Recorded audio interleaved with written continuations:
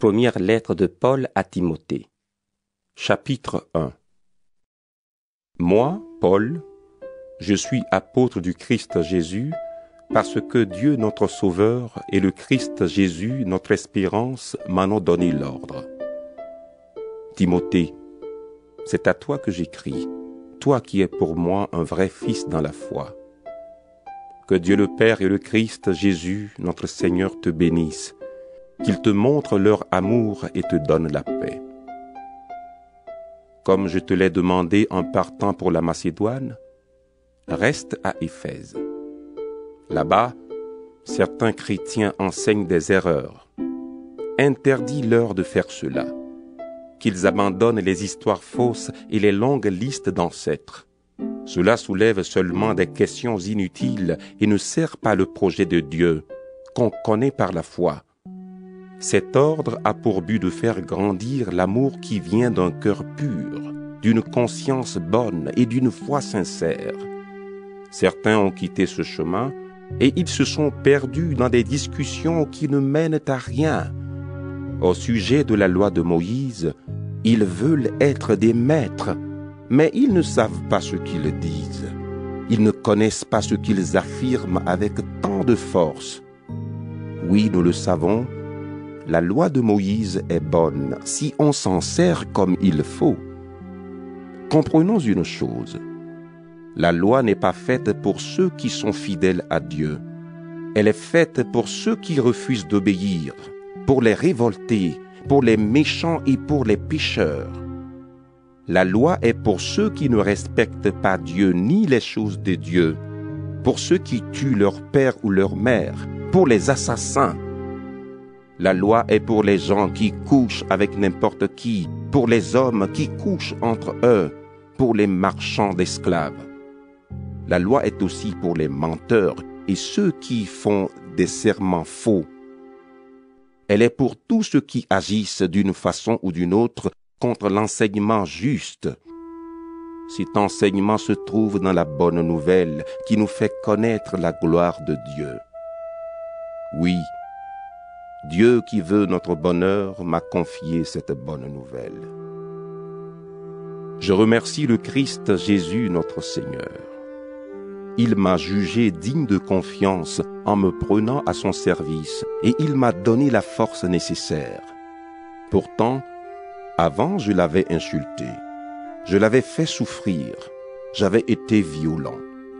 Mais Dieu a eu pitié de moi. J'agissais ainsi sans savoir ce que je faisais. En effet, je ne croyais pas au Christ. Mais la bonté de notre Seigneur pour moi a été immense. J'ai reçu la foi et aussi l'amour qui vient du Christ Jésus.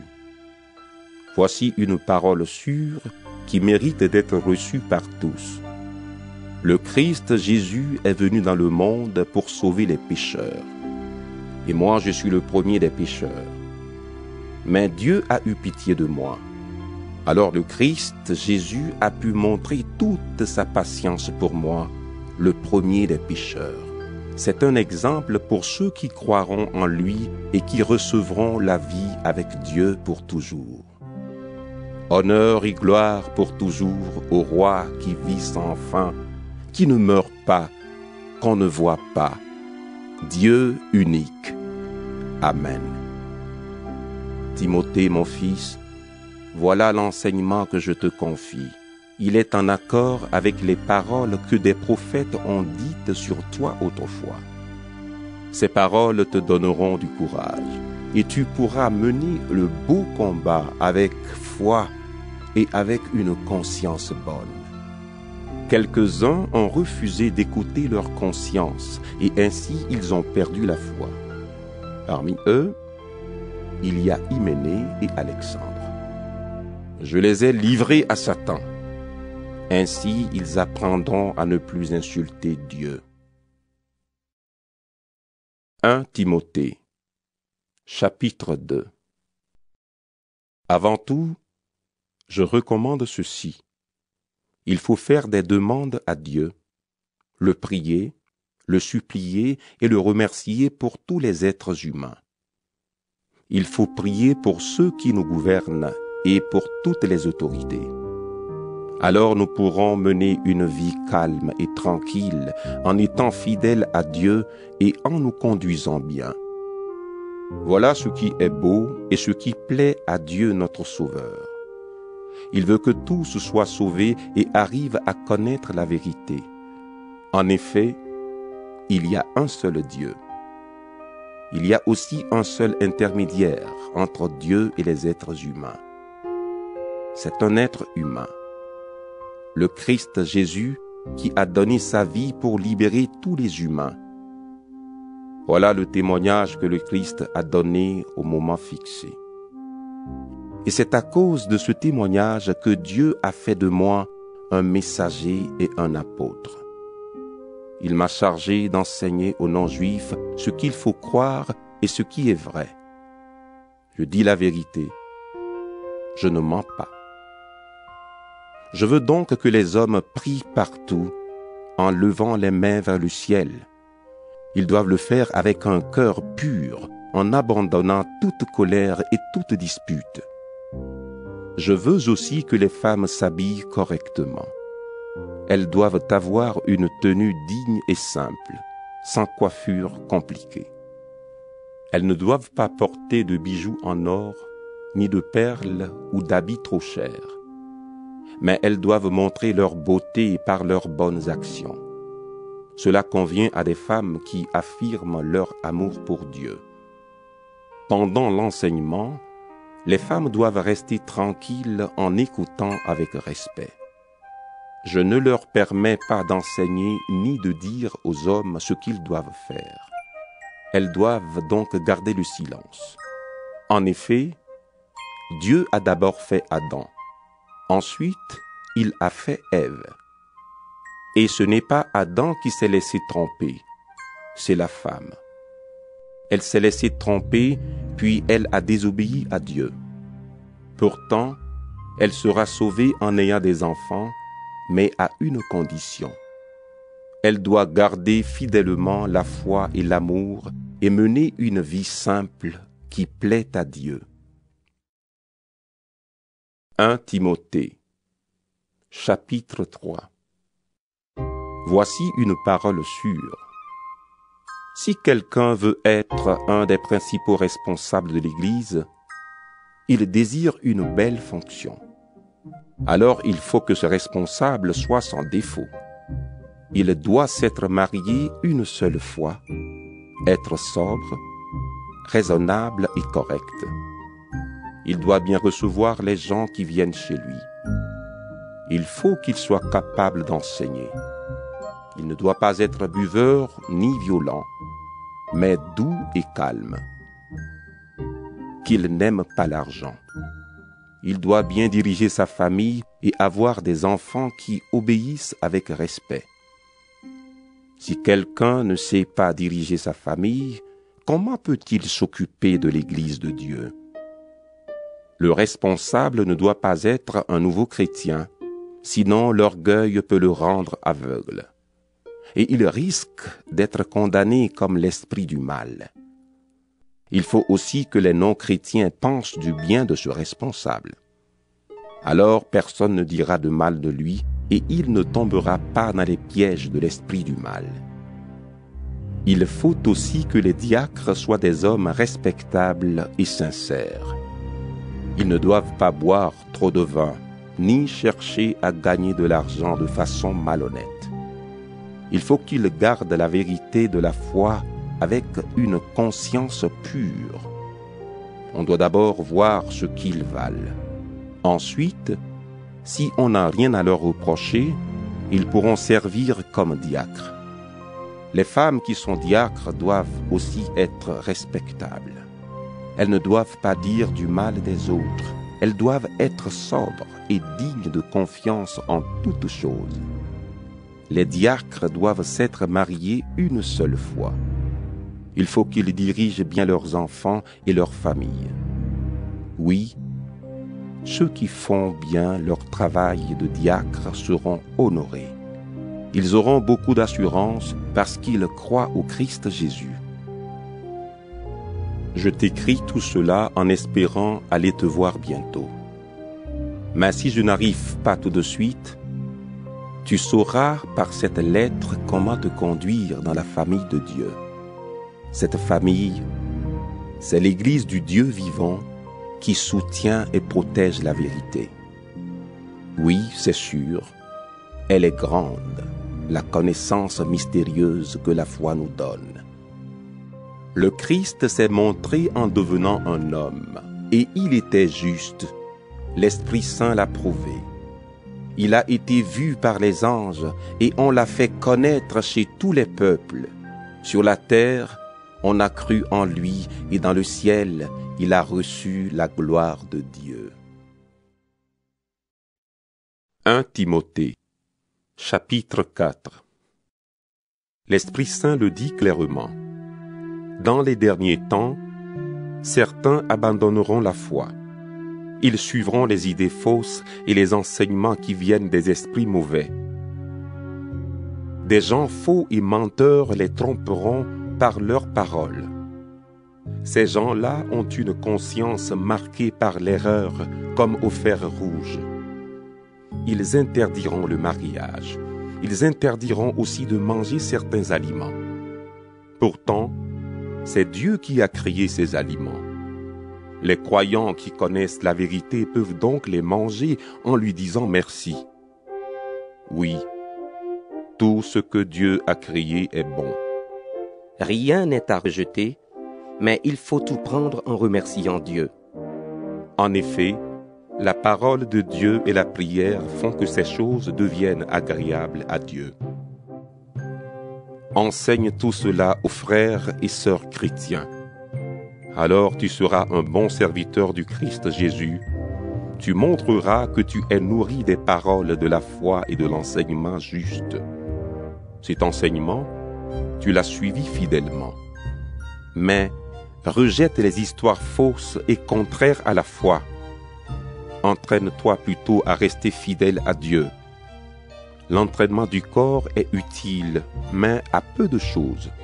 Au contraire, la fidélité à Dieu est utile à tout. En effet, à celui qui est fidèle à Dieu, la vie est promise pour maintenant et pour plus tard. C'est là une parole sûre, qui mérite d'être reçue par tous.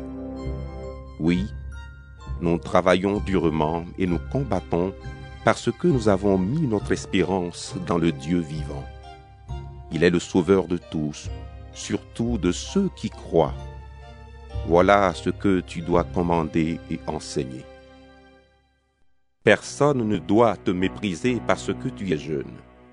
Mais toi, montre l'exemple aux croyants par tes paroles, ta vie, ton amour, ta foi, ta pureté.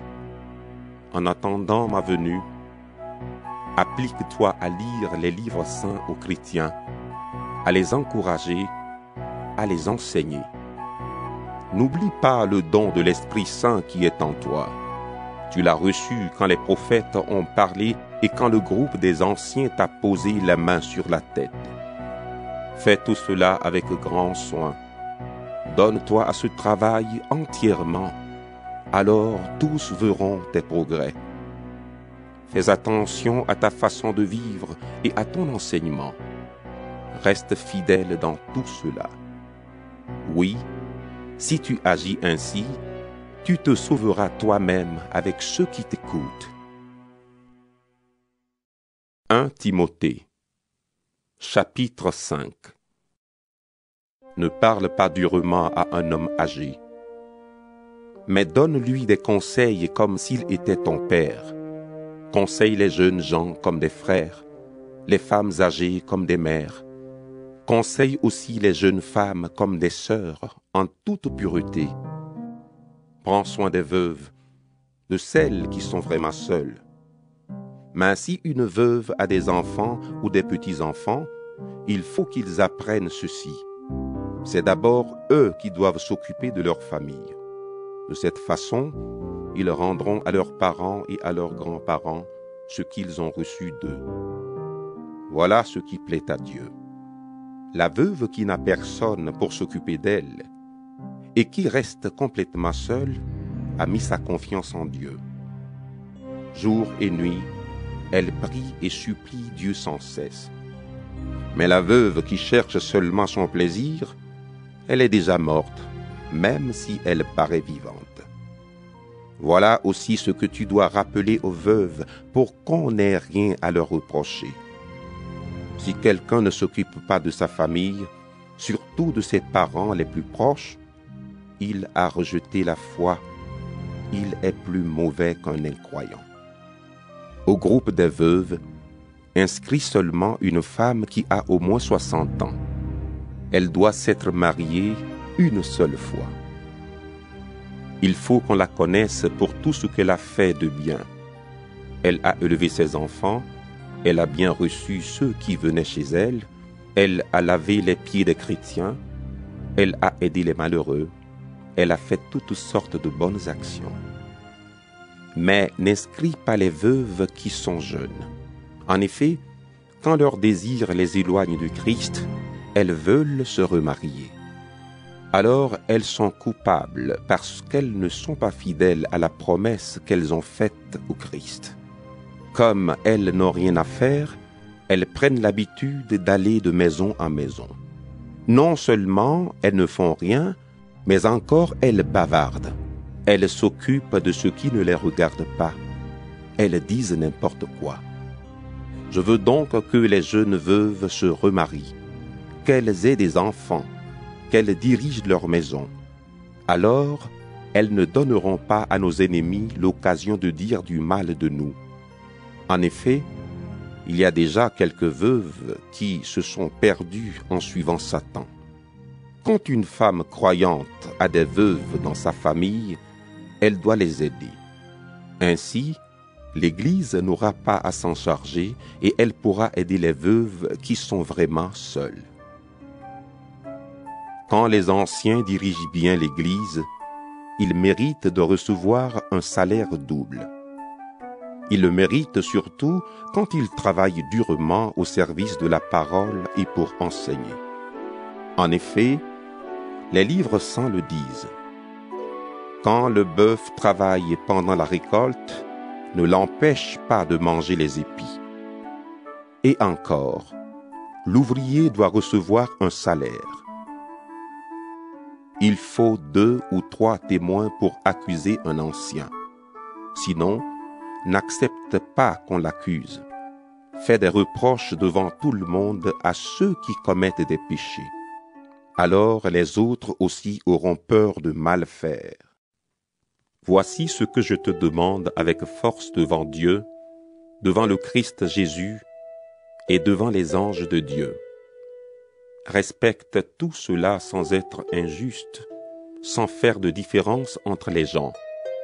Ne te presse pas de poser la main sur la tête de quelqu'un. Ne participe pas au péché des autres. Toi-même, garde-toi pur. Ne bois pas seulement de l'eau. Prends un peu de vin à cause de ton estomac, puisque tu es souvent malade. On s'aperçoit tout de suite des péchés de certaines personnes avant même de les juger.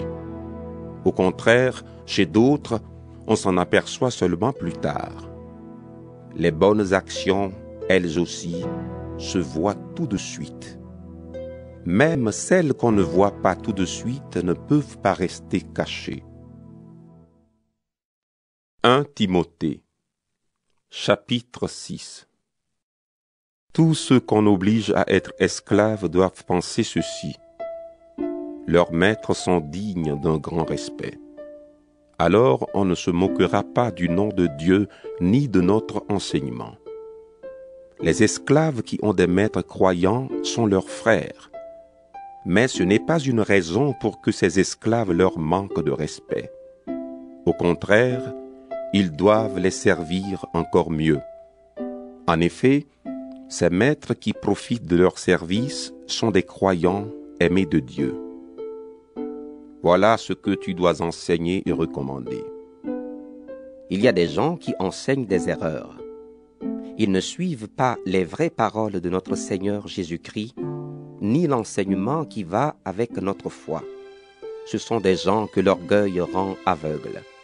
Ce sont des ignorants, des malades qui discutent et se battent sur des mots. Cela provoque des jalousies, des disputes, des insultes, des soupçons méchants, des discussions sans fin entre personnes qui ont l'intelligence tordue. Ils ne voient plus la vérité. Ils pensent que la foi en Dieu est un moyen pour devenir riche. C'est vrai, la foi en Dieu est une grande richesse, à une condition. Il faut se contenter de ce qu'on a. Nous n'avons rien apporté sur cette terre et nous ne pouvons rien emporter non plus. Alors, si nous avons de quoi manger et nous habiller, cela doit nous suffire. Mais ceux qui veulent devenir riches tombent dans la tentation. De nombreux désirs stupides et dangereux les prennent au piège. Ils conduisent les gens vers la mort et les détruisent.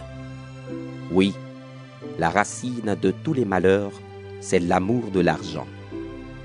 Plusieurs l'ont trop cherché. C'est pourquoi ils se sont perdus loin de la foi. Ils ont beaucoup souffert, et c'est leur faute. Mais toi, homme de Dieu, évite ces choses-là. Cherche à être juste, sois fidèle à Dieu. Vis avec foi, amour, patience et douceur. Combat le beau combat au service de la foi, afin de vivre avec Dieu pour toujours. C'est pour cette vie qu'il t'a appelé. Tu as reconnu cela le jour où tu as affirmé clairement ta foi devant beaucoup de témoins. Et maintenant, je te donne un ordre en présence de Dieu qui donne la vie à toute chose.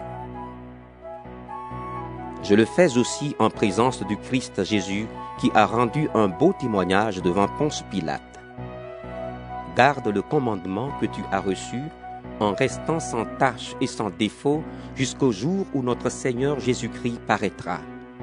Celui qui fera paraître le Christ au moment fixé, c'est Dieu. Il est la source du bonheur et le seul maître de tout, le roi des rois et le Seigneur des seigneurs. Il est le seul qui ne meurt pas. Il habite une lumière que nous ne pouvons pas atteindre. Personne ne l'a vu. Personne ne peut le voir. À lui, honneur et puissance pour toujours. Amen. Recommande aux riches de ce monde de ne pas être orgueilleux. Qu'ils ne mettent pas leur confiance dans une richesse qui ne dure pas, mais qu'ils la mettent en Dieu. C'est lui qui nous donne toutes choses généreusement pour que nous en profitions. Dis-leur de faire le bien, d'être riches en actions bonnes, qu'ils donnent de bon cœur et partagent avec les autres. Ainsi, ils mettront en réserve pour l'avenir un trésor beau et solide, et ils pourront posséder la vraie vie. Timothée, garde fidèlement ce que Dieu t'a confié. Évite les discours creux et contraires à la foi, les critiques présentées par une fausse connaissance. Certains ont cru posséder cette connaissance et ils se sont éloignés de la foi. Que l'amour de Dieu soit avec vous.